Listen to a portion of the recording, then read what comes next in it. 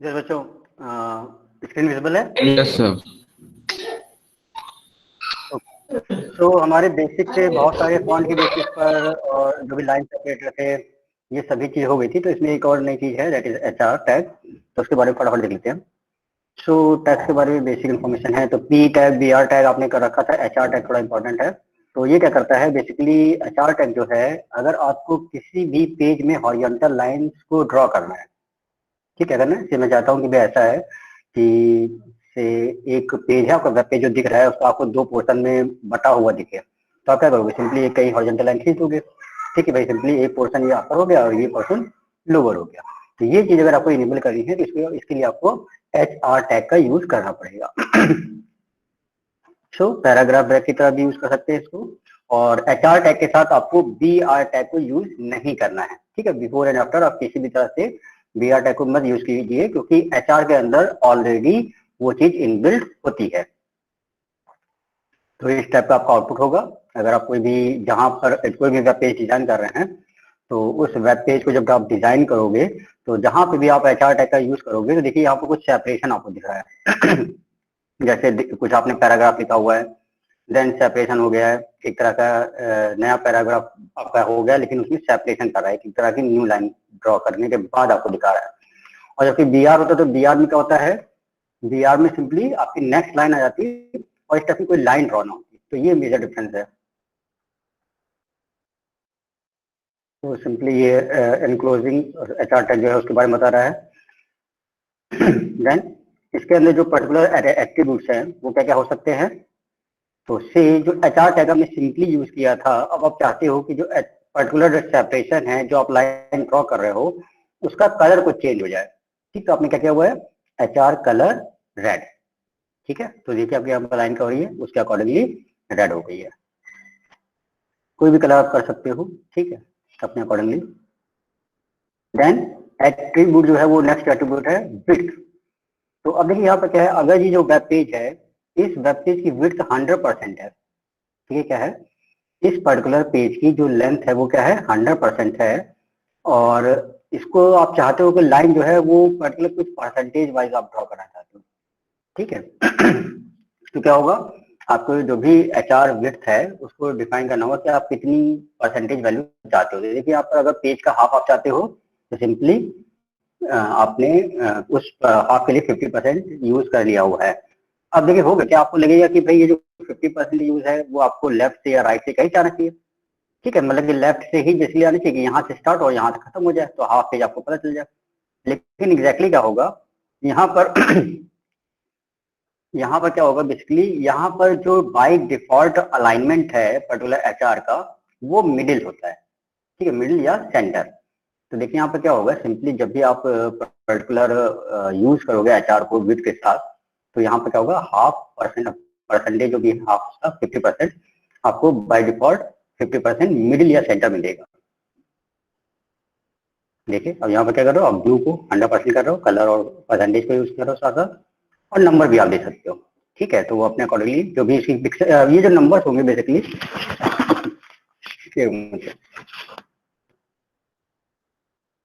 ये नंबर होंगे बेसिकली, ये होंगे आपके पिक्सल्स वैल्यू 500, 1024, 1000, 100, जो भी आप वैल्यू चाहो उसके अकॉर्डिंगली आपकी लाइन ड्रॉ हो जाएगी।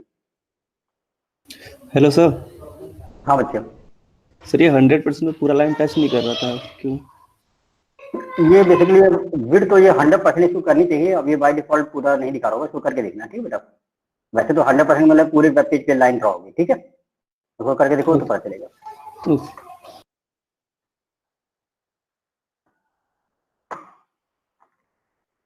Then alignment. तो देखिए जैसे मैंने कहा बाय डिफॉल्ट क्या होगा आपका, सेंटर हो सकता है, लेफ्ट हो सकता है, राइट हो सकता है, कुछ भी हो सकता है। तो बाय डिफॉल्ट जो होगा वो तो आपका सेंटर है ही, लेकिन आप अपने अकॉर्डिंगली लाइन को लेफ्ट राइट अगर रखना चाहते हो तो उसके अकॉर्डिंगली आप अलाइनमेंट यूज कर सकते हो। ठीक है, ये बच्चों आप लोग कंटेंट ना इधर लिखते चलो भाई। ठीक है सभी बच्चों, ये सभी कंटेंट आप फटाफट लिखते हुए चलिएगा, वरना बाद में परेशान हो जाएंगे। रिकॉर्डिंग में मैं बाद में शेयर कर दूंगा, उसकी दिक्कत नहीं है, लेकिन भाई साथ के साथ लिखते जरूर चलिएगा। ठीक है, तो बाकी तो जो टैग हैं, जो आपका HTML फॉर्म है, वो तो पूरा चलेगा ही, ठीक है। लेकिन जैसे आपने HR लिखा, तो HR को लिख लो अपनी लैंग्वेज में फटाफट कि भाई क्या इसका काम है और क्या क्या ऑप्शन है उसके, ठीक है, जो भी एट्रीब्यूट्स वगैरह मैं बता रहा हूँ। Then size attribute. अब देखिए लाइन की विड्थ के बारे में बता रहा है। एक होता है वेब पेज की विड्थ के बारे में बता रहा था, आपके बता रहा है सिंपली ये पर्टिकुलर जो लाइन है उसकी लाइन की विड्थ कितनी रहेगी, ठीक है। तो जो भी उसको आपको साइज रखना है, जितना इंक्रीज होगा साइज उतनी ही ज्यादा आपकी विड्थ लाइन की बढ़ती हुई जाएगी, उतनी ही ज्यादा मोटी हो जाएगी। तो देखिए आप सिंपली जितने साइज रखोगे उस हिसाब से उसके अकॉर्डिंगली आपका चेंज होता जाएगा, ठीक है। तो देखिए आपका अगर आप देखो जो भी HR है, पर्टिकुलर हॉरिजॉन्टल एंगल जो सेपरेशन है आप अगर कर रहे हो, तो उसका अलाइनमेंट आपने सेंटर रखा हुआ है, विड्थ 50% है, वेब पेज का हाफ है, और उसका जो पर्टिकुलर लाइन की वैल्यू है, मीन लाइन की जो साइज है, जो विड्थ के पॉइंट ऑफ आप देखो तो वो है 2, ठीक है। जितनी अगर साइज आप बढ़ाओगे बाई डिफॉल्ट क्या होगा, 1 होता है, बहुत ही पतली सी दिखती है वो। तो अगर जितनी ज्यादा आप साइज बढ़ाओगे उतनी ज्यादा आपकी विड्थ होगी लाइन की। टेक्स्ट फॉर्मेटिंग भी लगभग हो ही गया था।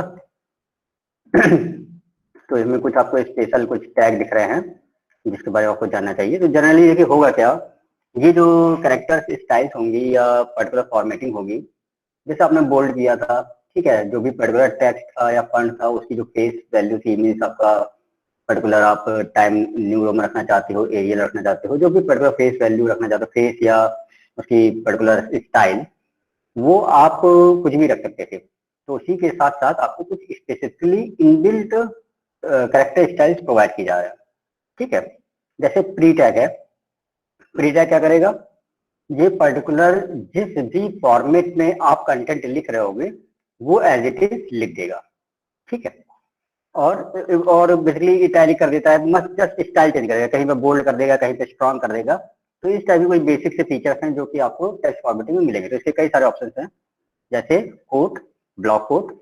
अगर आपको कोई चीज स्पेसिफिक कोड करनी है तो सिंपली आपने राइटर नेम लिखा, उसके बाद स्पेसिंग देके आपने कुछ स्पेसिफिक कोड लिख दिया। तो मीन्स क्या हुआ, क्या आप आइडेंटिफाई करोगे बेसिकली ये कोड है, ठीक है। मीन्स किसी की कुछ स्पेसिफिकली कहानी है, कुछ स्पेसिफिकली उसने कुछ कहा है उसके बारे में। देन एड्रेस टैग, ठीक है, ये जो बेसिकली करेगा पर्टिकुलर एड्रेस के फॉर्म में चीजें प्रेजेंट करेगा। अब एड्रेस के फॉर्म का मतलब क्या है, एड्रेस के फॉर्म का मतलब बच्चों की बेसिकली ये थोड़ा सा इटैलिक फॉर्म में कर देगा चीजें। नॉर्मली जैसे आप कोई एप्लीकेशन लिखते हो तो लेफ्ट साइड राइट साइड जो कंटेंट रखते हो उसके बाद उसको थोड़ा स्पेशल कहीं ना कहीं दिखा देते हो कि हाँ भाई ये एड्रेस है आपका। तो हालांकि लिखते समय तो हम लोग इतना ध्यान नहीं देते हैं, लेकिन जब आप वेब टेक्नोलॉजी में आते हो तो वहाँ पर थोड़ा सा इटैलिक फॉर्म में यूज होती है चीजें, और उसको आप बोल सकते हो कि हाँ ये एड्रेस की तरह दिख रहा है। Then logical character hiding tags, highlighting tags, and typical character highlighting tags. So pre के बारे में सबसे पहले देखते हैं। तो it is used to include preformatted text into your HTML document. तो प्री फॉर्मेटेड मतलब है जो ऑलरेडी आपने फॉर्मेट करके दिया हुआ है। Then text will appear exactly as typed, including tab and return. तो मतलब है जाहिर सी बात है आप स्पेसिंग जो यूज कर रहे हो, जो भी स्टाइल यूज कर रहे हो वो आपका एज इट इज रहेगा, ठीक है। इनेबल करने के लिए आप क्या कर रहे हो, सिंपली प्री का इनिशियल आप दोगे, देन उसका जो टर्मिनेशन है वो नॉर्मली जो क्लोजिंग टैग होगा उसके थ्रू आप दोगे। तो देखिए आपको कुछ आउटपुट आपका स्टेप्स दिखेगा। तो देखिए यहाँ पे क्या है, जैसे फॉर एग्जांपल आप नोटपैड पे अगर देखिए, नोटपैड पर आप कंटेंट लिखोगे तो क्या होगा, सिंपली कुछ इस टाइप से दिखेगा, उसका जो ओरिजिनल स्टाइल है, ठीक है। आपका जो नोटपैड का ओरिजिनल स्टाइल है वो कुछ इस टाइप का होता है। तो उसके अंदर आप जो भी कंटेंट लिखोगे वो आपने प्री टैग के साथ यूज किए हुए हैं। तो जैसे ही प्री टैग के साथ यूज कर रहे हो तो उसने उसके ओरिजिनल फॉर्म को चेंज नहीं किया, ठीक है। तो मतलब यहाँ पर आपको समझना चाहिए, देखिए यहाँ पर जैसे स्पेसिंग जो है, स्पेसिंग एक्स्ट्रा दिख रही है, ठीक है, ज्यादा स्पेस कहीं कुछ दिख रहे हैं। तो मीन्स आपने जो कंटेंट जैसे लिखे हैं उसने एज इट इज वैसे ही छाप दिया, ठीक है। जबकि दूसरे वाले में क्या कर रहे हो सकता है आपका HTML उसका जो बाय डिफॉल्ट स्टाइल हो उस फॉर्म में चीजें रिप्रेजेंट कर दे, ठीक है। तो प्री का बेसिकली यही है कि आप पर्टिकुलर ओरिजिनल फॉर्म को ही सपोर्ट करोगे जिस भी फॉर्म में आप इनपुट दे रहे हो।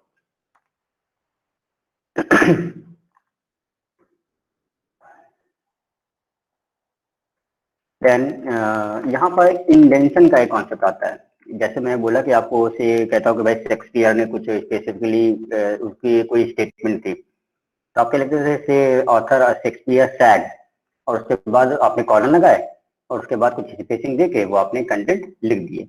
तो अगर ये चीज आपको पर्टिकुलर एचटीएमएल में करनी है तो इसके लिए आपने एक तरह का ब्लॉक कोड टैग को यूज किया हुआ है, ठीक है, जिसमें क्या कर रहा है, सिंपली आपके जो लेफ्ट और राइट मार्जिन होंगे वो इंडेंटेड फॉर्म में होंगे। इंडेंटेड तो मतलब आप लोग थोड़ा कंफ्यूज हो गए कि एग्जैक्टली होता क्या है। आप बस अभी ये मान के चलिए कि जस्ट हम कुछ स्पेसिंग प्रोवाइड करते हैं जो कि लेफ्ट और राइट से इक्वल फॉर्म में होना चाहिए। जैसे जैसे आप लोग कभी प्रिंट आउट अगर आपने दिया होगा तो प्रिंट आउट में लेफ्ट साइड से और राइट साइड से बोलता है कि बेसिकली आपकी वैल्यू कितनी रखनी है, 0.5 मार्जिन रखना है, 1 रखना है। तो जितनी भी आपको स्पेसिंग रखनी है तो मैंने दोनों तरफ से बराबर लगे। जैसे आप लोगों ने जब भी कोई डॉक्यूमेंट आप देखते होगे तो उसमें जस्टिफाइड का यूज करते होगे, जिसमें सभी लाइन क्या होती हैं, सब एक जैसी बराबर होती हैं, लेफ्ट से राइट वाला टेढ़ी मेढ़ी लाइन नहीं दिखती है, तो वो पेज आपको थोड़ा सा देखने में अच्छा लगता है। ठीक है, उसी तरह समझ लीजिए कि आपको अगर कोई पर्टिकुलर कोड यूज करना है तो उसके लिए आपको ब्लॉक कोड को यूज करना होगा। तो देखिए most popular code of the Shakespeare, आपने ब्लॉक कोड या स्टार्ट कर दिया है, टू बी और not to be that is the question, और ब्लॉक कोड को बंद कर दिया। ठीक है, इसका जो आउटपुट होगा वो कुछ इस तरह से होगा। ठीक है, देखिए आपने क्या किया हुआ है, आपने सिंपली कुछ स्टेटमेंट ऑथर को स्पेसिफाई किया हुआ है, देन उसके बाद आपने स्पेसिंग करके जस्ट लेफ्ट और राइट से देखते हुए मैनेज करते हुए आपने कुछ इस तरह से चीजें प्रिंट कर दी। देन एड्रेस टैग, सिंपल सी बात है, एड्रेस को अपने इटैलिक फॉर्म में रिप्रेजेंट कर देता है और generally displayed in the bottom of the page. तो जो एड्रेस है हमेशा कहाँ पर होगा, बॉटम में होगा।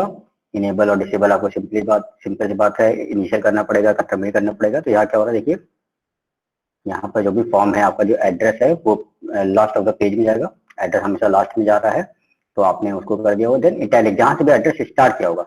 अब देखिए यहाँ पर क्या होगा, जैसे the headquarter is located at, और आपने पर्टिकुलर आईबीएम और उसका एड्रेस दे दिया हुआ। तो देखिए यहाँ पर अगर आप ध्यान दोगे तो आपने सिंपली हेडक्वार्टर जो था, जो स्टेटमेंट दे दी थी वो आपने दे दी हुई है। देन एड्रेस के अंदर जो कंटेंट हो गए वो क्या हो गए, इटैलिक हो गए। ठीक है, क्या हो गए हैं, इटैलिक हो गए। और यहाँ पर देखिए बी आर अगर आपने यूज किया तो सिंपल सी बात है, जिसके बाद भी आर ब्रेक कर देगा। अच्छा क्लियर है ना, कंफ्यूजन तो नहीं हो रहा है? क्लियर है सर। ठीक ठीक, okay. Then logical character highlighting tags, तो आइडियोमेटिक स्टाइल टैग्स है। ठीक है, purple convey the basic semantic. अब ये क्या कहेगा, ये क्या कहेगा कि ठीक है भाई, आप जो कंटेंट कर रहे हो अपने अकॉर्डिंगली कुछ भी फॉर्मेट रख रहे हो, उससे वो तो अच्छी चीज है ही, लेकिन उसका एग्जैक्टली मीनिंग क्या निकल रहा है। ठीक है, सिंटेक्स और सिमेंटिक, जैसे आपको याद होगा कि सिंटेक्स एरर क्या होती है, जब आपने कुछ पर्टिकुलर टाइपिंग मिस्टेक की होगी, जो पर्टिकुलर उसका स्ट्रक्चर होगा उस चीज को फॉलो नहीं किया होगा। जो सिमेंटिक क्या है, उसके मतलब की बात करता है। ठीक है, तो जो भी आप कंटेंट लिख रहे हो तो ठीक है, आपने जो अपना स्टाइल चूज कर लिया है, जो भी लिखने हैं कंटेंट वो लिख दिए हैं, लेकिन उसका एग्जैक्टली मीनिंग भी कुछ होना चाहिए। ऐसा नहीं है कि आप कुछ भी उल्टा सीधे ले लो, तो मीन्स कहीं ना कहीं थोड़ा सा अपना इन्फ्लुएंसिंग की बात करेगा, कुछ ना कुछ अपने एडिशनल रीजनिंग की बात करेगा। ठीक है, हालांकि ये एआई बेसिस पे चीज करता है, जो कि अब अगर आप बात करो तो अगर आप पीएचपी पे आप काम करोगे तो आप पीएचपी का जो पर्टिकुलर इंक्लूजन है वो कई तरह के सॉफ्टवेयर के साथ चल रहा है। ठीक है, या कई तरह की नई नई वेब टेक्नोलॉजी आ रही है उनके साथ हो रहा है। तो अगर से मैं कहता हूँ कि भाई आपके पीएचपी में आपको एआई इनेबल करना है, या ऐसे ही समझ लो आपकी जो वेबसाइट आप बना रहे हो उस वेबसाइट को अगर आपको एआई सपोर्ट देना है, तो से आप मैं कहता हूँ जैसे नोड जेएस है और स्पेसिफिकली बहुत सारे नए नए टूल्स आ गए हैं जो कि आपके पीएचपी के साथ मिलके काम करेंगे। ठीक है, तो उसके लिए आपको क्या करना होगा, आपका जो एचटीएमएल बेसिक है, एचटीएमएल के साथ पीएचपी एसोसिएटेड होगा, पीएचपी के साथ वो पर्टिकुलर स्पेसिफिक टूल एसोसिएटेड होगा। तो उसकी बेसिस पे आपको कहीं ना कहीं सभी चीजें आपस में इंटर ऑपरेट होकर अपना एक पर्टिकुलर टास्क परफॉर्म करेंगे। तो उसी के बारे में है कि हम लोग अगर कुछ स्पेसिफिक सिमेंटिक की बेसिस पे बात करें कि सिर्फ हम केवल ये नहीं देखेंगे कि बस आपने पेज डिस्प्ले कर दिया काम खत्म हो गया, ऐसा नहीं है। उसके साथ हमें कुछ सिमेंटिक पे भी ध्यान देना पड़ेगा। तो यहाँ पर लॉजिकल टैग के बारे में बात बोल रहा है, तो जो आप लोग ने चीजें कर रखी हैं लगभग लगभग वही है। तो ये इतना खास नहीं है कि स्ट्रॉन्ग रखना है, एम्फेसाइज रखना है, तो जिस भी फॉर्म में आप चीजें रिप्रेजेंट करोगे आपको वो पर्टिकुलर टैग यूज कर लेना है। ठीक है,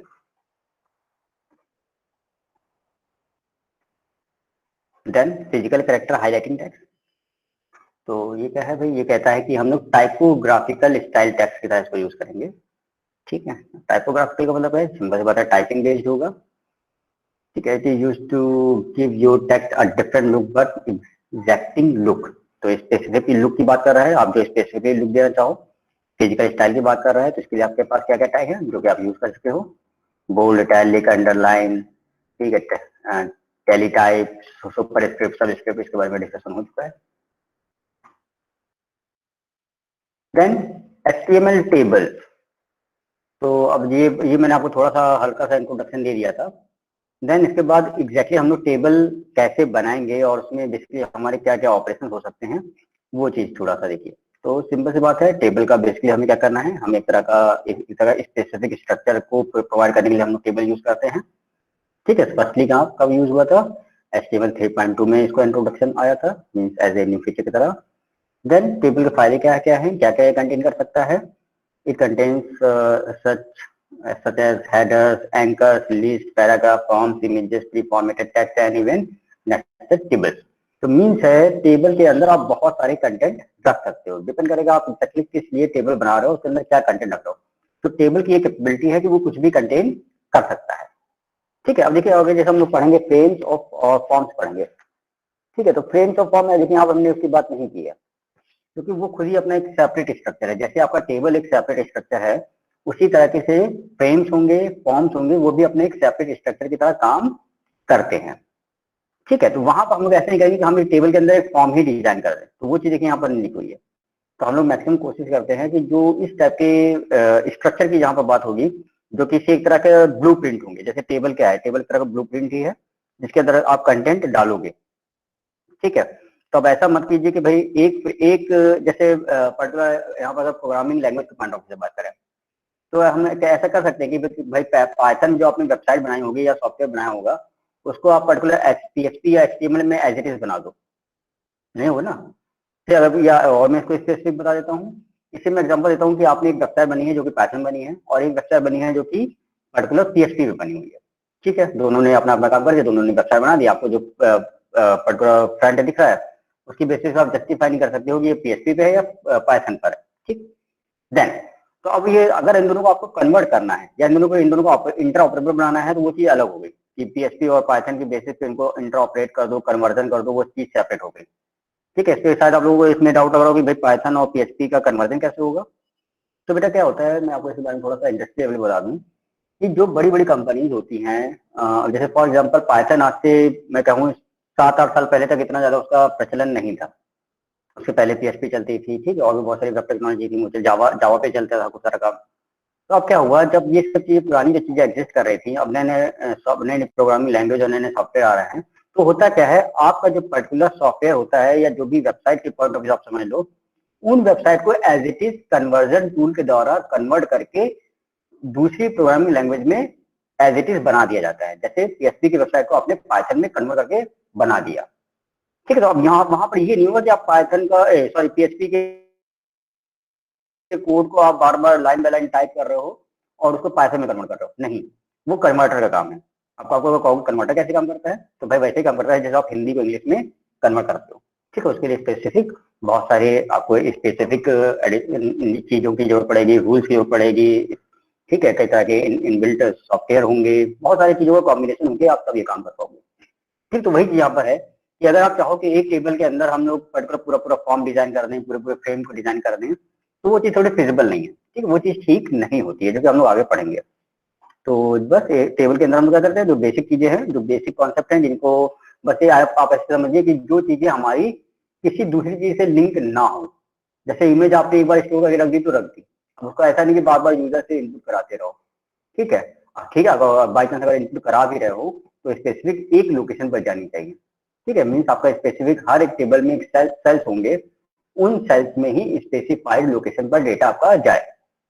ठीक है, सो रोज कॉलम आपको कॉन्सेप्ट पता ही है, एग्जाम्पल भी पता है आपको।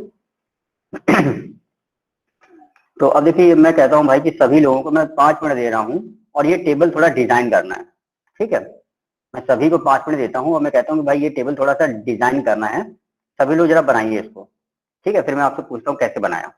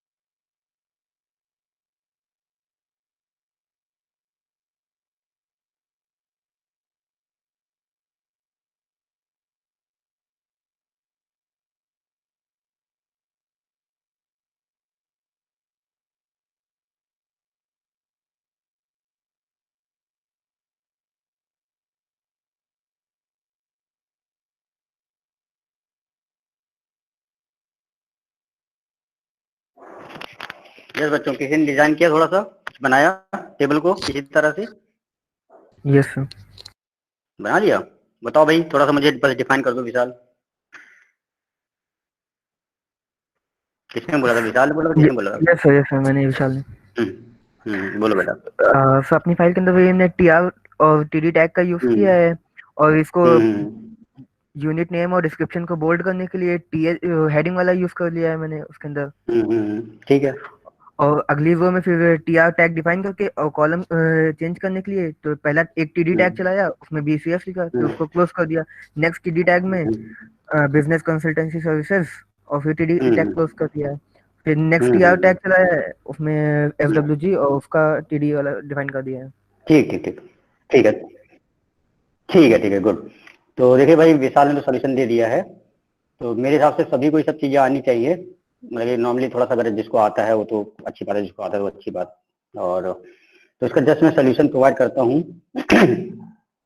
तो देखिए, जो आपको बेसिकली मैंने टास्क दिया था, अब उसको ध्यान से देखना पड़ेगा। देखिए यहाँ पर थोड़ा सा कंसंट्रेशन की जरूरत पड़ेगा सबको। तो HTML का हेड बॉडी आप वो सब जानते ही हो, वो सब आप कर ही लोगे। तब हम लोग किस पे फोकस कर रहे हैं? टेबल पे कर रहे हैं। तो से आपका इनिशियल टैग स्टार्ट होगा, दैट इज टेबल। देन यहाँ पर देखिए आपने बॉर्डर इक्वल टू 1 दे दिया है, तो बॉर्डर की 1 का है मिनिमम साइज। जितना आप बॉर्डर का साइज बढ़ाओगे उतना ही ज्यादा आपका क्या होगा, पर्टिकुलर आपकी जो पर्टिकुलर बॉर्डर की विड्थ होगी लाइनों की, वो मोटी होती जाएगी। ठीक है, तो बॉर्डर आपका काम ये करेगा कि आपकी पर्टिकुलर थोड़ी सी दीवार की तरह काम करता है। देन कैप्शन आप देख रहे होंगे यहाँ पर, कैप्शन सबसे पहले टेबल के बारे में होंगे। ठीक है, बॉर्डर आप जितना डिफाइन करोगे, देन ये आपको आउटपुट बताते हुए चल रहा है कि बेसिकली बॉर्डर जितना साइज रखोगे, अगर टेबल बॉर्डर सेट टू 1 आपने किया हुआ है तो स्पेसिफिक देखिए पतली लाइन है, और जितना साइज बढ़ा दोगे, से 5 आपने सेट किया है तो देखिए आपका चेंज हो गया है साइज। ठीक है, देन कैप्शन। कैप्शन क्या करता है? कैप्शन आपका पर्टिकुलर जब भी आप टेबल डिफाइन करोगे यानी इनिशियल करोगे, तो उसके बाद जो कैप्शन के अंदर कंटेंट दोगे वो बाय डिफॉल्ट आपकी टेबल की इंट्रोडक्शन की तरह काम करेगा। ठीक है, यानी कि टेबल आपने, जैसे मैं कहता हूँ टेबल आपने लिखा हुआ बुकों में टेबल 1.1 फॉर समथिंग, किसी भी से कह दो आपका से किसी भी चीज के लिए आपने उसको दिखाया हुआ है कंपैरिजन के लिए या किसी भी चीज के लिए, तो आपको पता चल रहा है कि भाई ये जो टेबल है, ये टेबल पर्टिकुलर आप कंपैरिजन करने के लिए दिखा रहे हो। ठीक है, उसमें लेफ्ट राइट करके एक्स वाई एक्सेस पे बहुत सारी चीजें पैरामीटर्स डिफाइन करके उन कंपैरिजन को आप दिखा दोगे। तो मीन्स आपको पता होना चाहिए कि भाई जो हमारी टेबल है वो टेबल है किस लिए। तो देखिए क्या होगा, जो कैप्शन है, कैप्शन आपकी टेबल के बारे में इंफॉर्मेशन देता है। ठीक है, तो ओपनिंग होगी, क्लोजिंग होगी, और ये देखिए ये आपको इंफॉर्मेशन दे रहा है किसी पर्टिकुलर टेबल। कैप्शन क्या है? तो ये जो आपकी टेबल है उसकी जस्ट बारे में बता रहा है कि भाई ये टेबल जो है IBM स्ट्रेटेजिक बिजनेस यूनिट के लिए है। बच्चों म्यूट करो भाई, किसने अपने आप को अनम्यूट किया हुआ है? देन TR TD ये सब आपको मैं बता ही चुका था। देन TR सिंबल बताया, रो बाय रो आपको डेटा इंसर्ट करना है, वो सब चीजें हैं। तो देखिए मैंने आपसे कहा था कि आप लोग कॉलम नेम नहीं दे सकते हो। ठीक है, तो कॉलम नेम हम लोग क्या करते थे, जैसे अगर DBMS से इसको कंपेयर करो या हम लोग जो टेबल क्रिएट करते थे उससे कंपेरिजन करो, तो हम लोग पर्टिकुलर क्रिएशन टाइम पे हम लोग इनपुट देते थे। लेकिन यहाँ पर हम लोग पास एक एडिशनल फीचर है TH। TH क्या करता है? जो भी आप पर्टिकुलर रो वाइज कंटेंट दोगे उन कंटेंट को क्या करेगा, जस्ट हेडिंग की तरह दिखा देगा। ठीक है, तो आपको ये आइडिया हो जाएगा कि हाँ भाई ये पर्टिकुलर यहाँ पर आपको कॉलम नेम के लिए आप जस्ट स्पेसिफाई कर दे रहे हो कि हाँ भाई ये कॉलम नेम है, यूनिट नेम है, डिस्क्रिप्शन जो है वो पर्टिकुलर ये है। तो इस टाइप से आपको क्या होगा, थोड़ा सा आइडिया लग जाएगा। तो स्पेसिफिक हम लोग इसको ये नहीं कह सकते हैं कि जैसे हम लोग एक्सप्लोर में करते थे वो चीज कर रहे हैं, उससे थोड़ा सेपरेट है। यहाँ पर हम लोग जो भी कंटेंट डालेंगे रो वाइज डालेंगे, उसको चाहे आप हेडिंग वाइज दिखा दो, चाहे उसको कंटेंट वाइज दिखा दो, आपके ऊपर डिपेंड करेगा। ठीक है, सो हेडिंग के बारे में आपको बताई दिया मैंने, इनिशियल होगा, टर्मिनेट होगा। ठीक है, टेबल हेडिंग हो गई, TD आपके बेसिकली वैल्यू के लिए हो गया। ठीक है, देन अब मैं आपसे कहता हूँ कि आपने ये बेसिक सी टेबल थी, ये आपने जनरेट करके रख दी। ठीक है, आपको पता है हाँ भाई हमें पर्टिकुलर कैप्शन ऐसे देना है, हेडिंग ऐसे देनी है, टेबल पूरी ऐसे जनरेट करके उसके अंदर वैल्यू ऐसे पुटअप कर देनी है। इतना सभी क्लियर है? यस और नो बताओ भाई। Yes sir, yes sir. Yes sir. ठीक है, यस पूरी क्लास भाई थोड़ा सा रिस्पॉन्स दो, क्योंकि ये चीज इंपॉर्टेंट है, आगे से काम थोड़ा सा मिलेगा आप लोगों को। Yes sir, yes sir. ठीक है, गुड। तो यहाँ से आपको बेसिक टेबल कैसे बनती है वो आपको क्लियर हो गया होगा मेरे हिसाब से, इसमें दिक्कत नहीं हुई होगी। ठीक है, देन देन हम लोग बढ़ते हैं भाई, तो अब हम लोग टेबल के ऊपर थोड़ा सा ऑपरेशन करेंगे। तो अभी हम कहेंगे भाई ऐसा है कि एक तरह का रो स्पैन कॉन्सेप्ट है। तो सबसे पहले मैं जानना चाहूंगा भाई what is the meaning of span? कोई बता सकता है स्पैन का मीनिंग क्या होता है?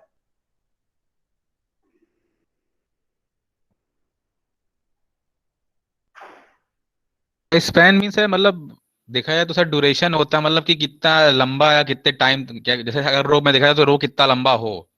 हम्म सर ऐसे मर्ज कर समझ देना, गए? दो रो को मर्ज कर देना, रो स्पैन। ठीक है मीन्स जस्ट एक्सपेंशन। ठीक है, तो आप पर्टिकुलर जब भी किसी भी स्पेसिफिक टेबल के सेल को, ध्यान समझिएगा मैं क्या कह रहा हूं, जो आपका स्पेसिफिक टेबल का एक सेल आपने चूज कर लिया। अब आप चाहते हो भाई इस सेल को आप कितना बड़ा रखना चाहते हो। ठीक है, तो आपको यहाँ दिख रहा होगा कि भाई देखिए जैसे ग्रुप 1 एक सेल है, टेबल ये आपकी पूरी टेबल है, उस टेबल में एक सेल है दैट इज ग्रुप 1। अब जब उसको डिफाइन करोगे आप, तो सिंपल सा ये रो 1 जो थी, रो 1 में होना चाहिए था, और ग्रुप 1 यहाँ पर ऐसे लिखना चाहिए, then 1A then group 2 then 2A, इस टाइप से एंट्रीज होनी चाहिए थी, जो कि अभी हमने बेसिकली बेसिक सी टेबल फॉर्म की है। देन अगर मैं कहता हूँ भाई ऐसा है, मैं चाहता हूँ कि ठीक है आपका जो ग्रुप 1 है उसके अंदर सब ग्रुप कुछ आपने डिजाइन कर रखे हैं और उनको कुछ नंबरिंग दे दी है, तो मीन्स या तो आप सबके आगे लिखो ग्रुप 1 ग्रुप 1 ग्रुप 1 ग्रुप 1, या मैं दूसरा ऑप्शन क्या हो सकता है कि मैं इन पूरी 4 रोज को मर्ज करके एक तरह का सिंगल सेल में दिखा दूं, बना दूं या दिखा दूं। ठीक है तो वही चीज आप यहाँ पे काम कर रहे हो। तो जो ग्रुप 1 है, ग्रुप 1 को आपने स्पैन कर दिया। ठीक है, मीन्स जस्ट एक्सपेंड कर दिया है, और जैसे ही काम किया है तो ये किस पे आप काम कर रहे हो, रो पे करोगे या कॉलम पे करोगे? तो यहाँ पर जो स्पैनिंग होगी वो दो तरीके से होगी, क्या आप रो स्पैनिंग करना चाहते हो क्या आप कॉलम स्पैनिंग चाहते हो? ठीक है, क्लियर, यस और नो? Yes sir. ठीक है भाई, तो अब ये काम आप कैसे करोगे, अब ध्यान से थोड़ा कोड देखिए, और ये चीज हम लोग कैसे इनेबल कर रहे हैं ये थोड़ा मुझे बताइए, कहाँ से हम लोग ये चीज इनेबल कर रहे हैं, थोड़ा सा मुझे देखो सभी लोगों को बताओ।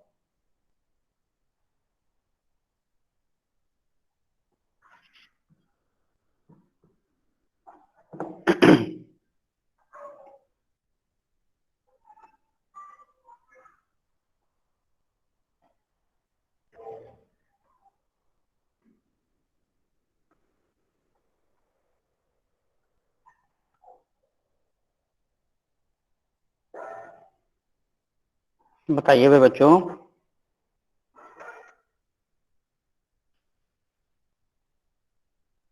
सर ये जो टीडी रो स्पैन इक्वल 4 लिखा हुआ है यहाँ पर।